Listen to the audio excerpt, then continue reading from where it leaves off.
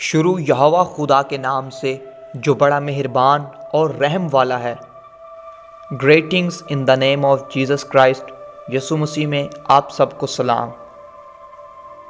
Christmas tree کی بے نقابی، expose دا Christ ماس tree.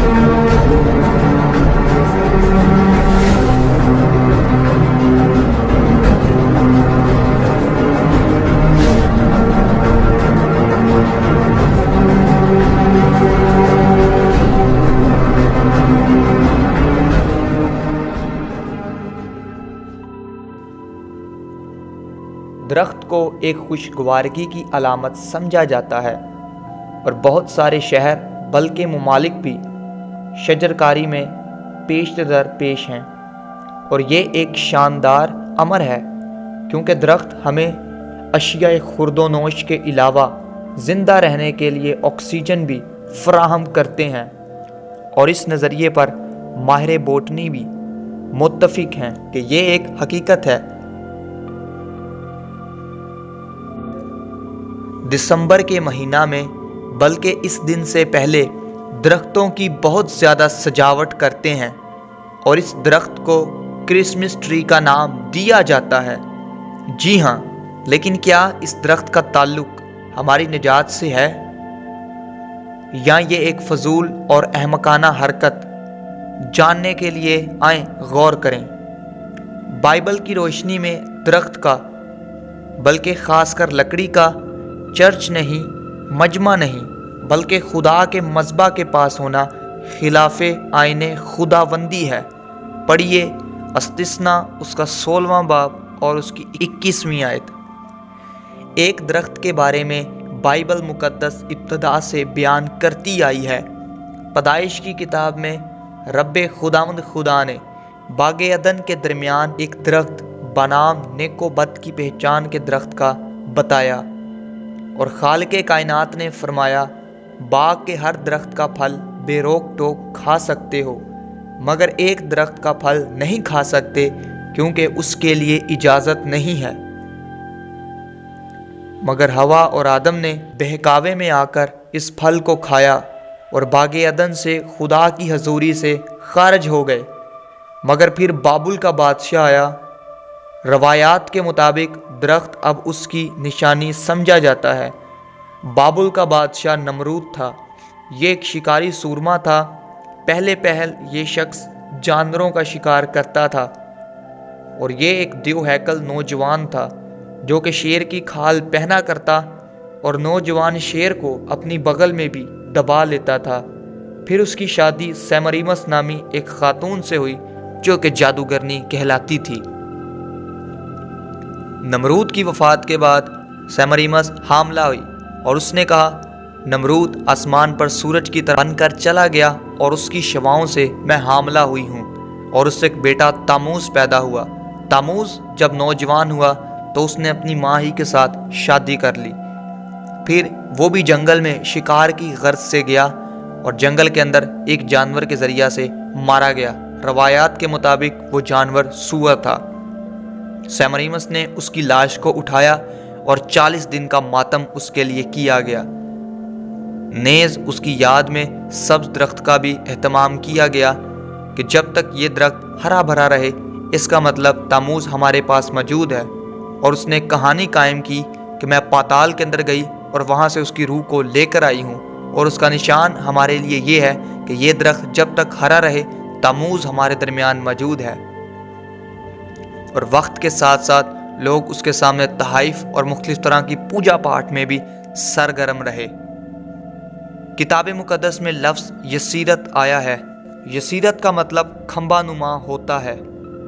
گویا خدا کے مذبح کے قریب یہ یسیرت نہ ہو۔ اور جس شہر میں امت اسرائیل پہنچے، خالق و مالک نے فرمایا، تم ان کے مذبحوں کو ڈھا دینا اور یسیرتوں کو آگ سے جلا دینا۔ کرسمس ٹری کو مختلف طرح کی چیزوں سے سجایا جاتا ہے، جن میں ستارہ، رنگ برنگے گیند نما کھلونے، گھنٹی اور سینٹا کلاز وغیرہ۔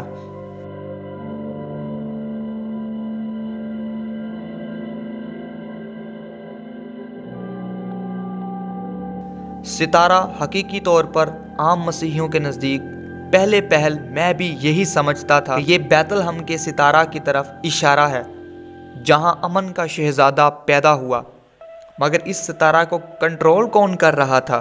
غور کریں، پہلے مجوسی ہیرودیس کے پاس پہنچے، پھر یسوع مسیح کے پاس۔ حقیقی طور پر ابلیس اسے کنٹرول کر رہا تھا کیونکہ وہ خود صبح کا روشن ستارہ ہے۔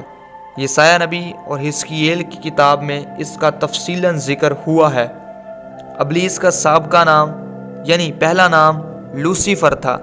لوسیفر کا مطلب صبح کا روشن ستارہ اور انگریزی میں سن آف مارننگ سٹار ہوا ہے۔ جادوگر یعنی فری میسنز ایلومیناٹی کی پیروی کرنے والے آج اسی ستارے کا استعمال کالے جادو اور بدروحوں سے تعلق کے لیے استعمال کرتے ہیں۔ نیز اگر اس ستارے کی ڈائریکشن تبدیل کریں تو یہ پینٹاگرام بن جاتا ہے۔ زمین پر ایک سرکل بنایا جاتا ہے اور پینٹاگرام اوپر نمایاں کرنے کے بعد ایک قوانی قربانی پھر اپنے من پڑھتے اور لوسیفر کو حاضر کرتے ہیں۔ خیر، یہ اس ستارے کی طرف اشارہ ہے جو کہ خود لوسیفر ہے۔ مگر ٹھہریں، پریشان ہونے کی ضرورت نہیں، ہمارے پاس بھی ایک ستارہ موجود ہے اور وہ ستارہ داؤد کی اصل و نسل اور صبح کا چمکتا ہوا ستارہ ہے۔ جی ہاں، یسوع مسیح میرا ستارہ ہے۔ لوسیفر آسمان سے گرایا گیا مگر یسوع مسیح زمین پر آیا اور واپس موت اور قبر پر فتح پانے کے بعد آسمان پر واپس چلا گیا۔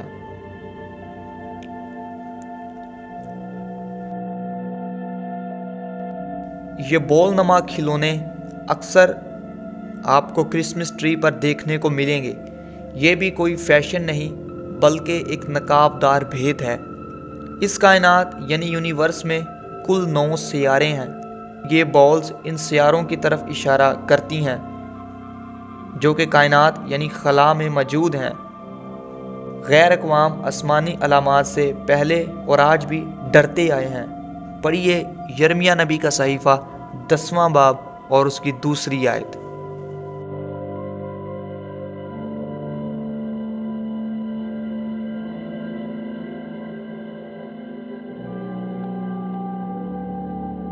ٹری کی سجاوٹ میں بیلز بھی اپنا اہم کردار ادا کرتی ہیں۔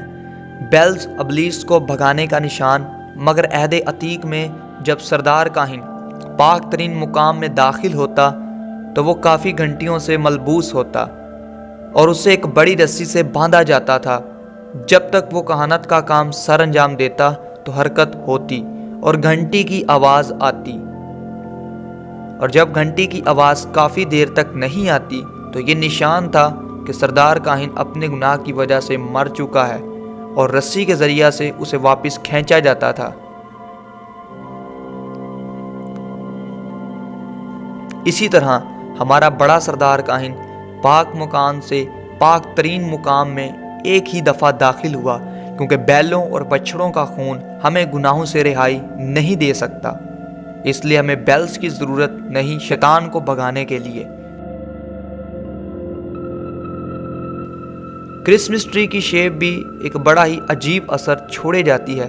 یہ ٹرائی اینگل کی طرح ہی کیوں نظر آتا ہے؟ اس کا ذکر بھی آپ کو یرمیہ کی کتاب 10واں باب اور 2 آیت میں ملے گا۔ یہاں ایک لفظ مخروطی آیا ہے۔ انگلش ٹرانسلیشن میں مخروطی کے لیے لفظ اپ رائٹ استعمال ہوا ہے۔ اپ رائٹ کا مطلب ترچھا یا نوکدار ہے، یعنی ایک گاجر نما یسیرت یا درخت۔ غور کریں،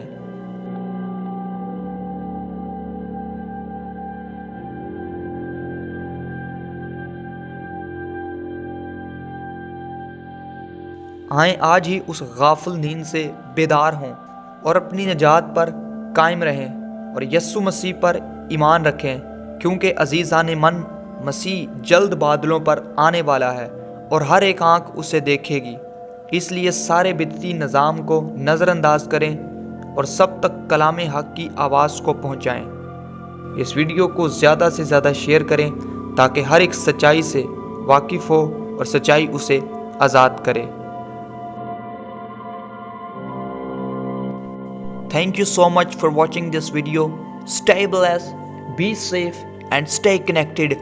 Amen.